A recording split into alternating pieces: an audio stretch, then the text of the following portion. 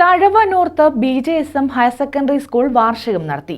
Endowment വിതരണം, ആദരവ് എന്നിവയും നടന്നു.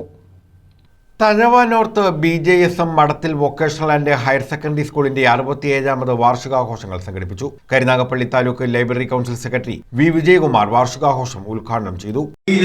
കൈപിടിച്ച് നടത്തുകയും ചെയ്ത ശ്രീധരൻ പിള്ള സാർ എന്ന അധ്യാപകൻ എത്ര ഗംഭീരമായിട്ടാണ് എന്റെ ജീവിതത്തിൽ നിറയുന്നത് എന്ന് ഞാൻ ആലോചിച്ചു പോവുകയാണ്.